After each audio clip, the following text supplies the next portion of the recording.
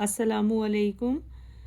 आज चैप्टर 22 सहाबा कराम रज़ी अल्लाह ताला अन्हो शुरू करते हैं बेटा।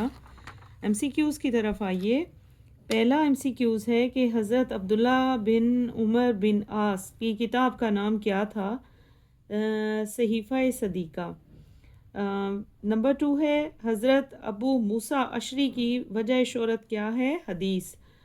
नंबर 3 है हज़रत उमर बिन उमैया किस मुल्क के हुक्मरान के लिए दावत इस्लाम का ख़त लेकर गए? हब्श। नंबर 4 हज़रत अबू मूसा अशरी खुलफाए राशिदीन के ज़माने में मुकर्रर रहे अमीर।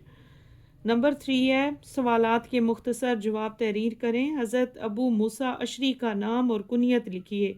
नाम इनका अब्दुल्ला था, आप लिखेंगे हज़रत अबू मूसा अशरी का नाम अब्दुल्ला और कुनियत अबू मूसा है।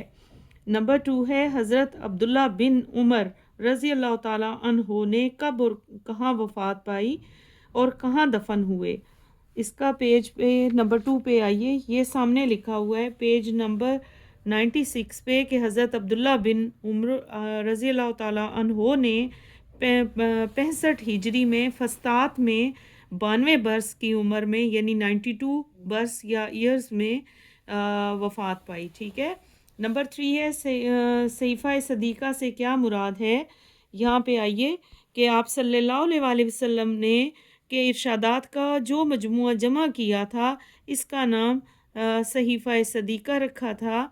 चुनाचे जब इनमें से कोई ऐसा मसला पूछा जाता जिससे के मुतालिक इन्हें ज़ुबानी कुछ याद ना होता तो वो इनमें से देख कर जवाब देते थे। ठीक है जी। और हज़रत अब्दुल्ला इस मजमुए को नहायत अजीज़ रखते थे। बस यहाँ तक काफ़ी है।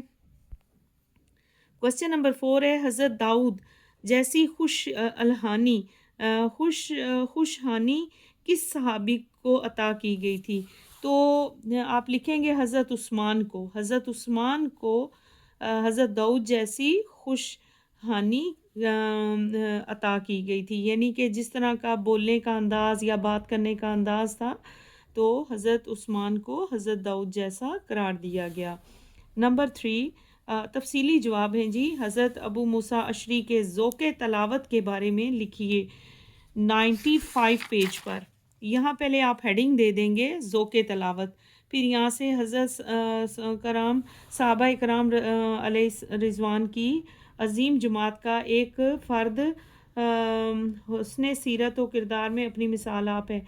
यहाँ से कौन थे? यानी हज़रत मूसा अशरी, यहाँ से लेकर यहाँ तक आप इसका तहरीर कर दें। लॉन्ग है इसलिए ये आपको लिखना पड़ेगा। इसमें से भी चंद एक चीज़ें बच्चे छोड़ देते हैं, लेकिन कोशिश करें बेटा सारा याद करें और इसको तहरीर करें। क्वेश्चन नंबर 2 है हज़रत अब्दुल्ला बिन उमरो रज़ी अल्लाह ताला अन्हो के ज़ौक़े इल्म और इबादत के बारे में लिखिए 96 पेज पर।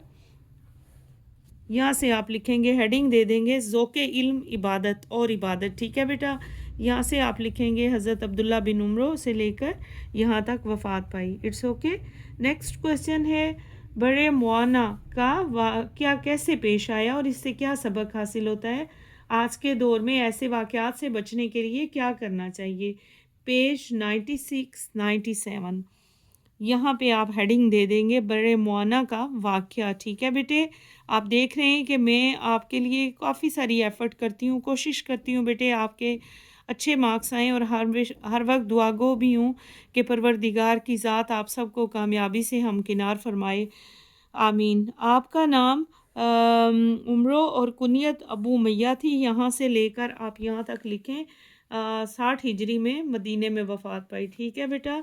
पूरा एक्सरसाइज कंप्लीट हो चुकी है। बहुत शुक्रिया। अपना ख्याल रखें, अपनी दुआओं में याद रखें। मेरा चैनल सब्सक्राइब करें, शेयर करें, लाइक करें। अल्लाह हाफिज़।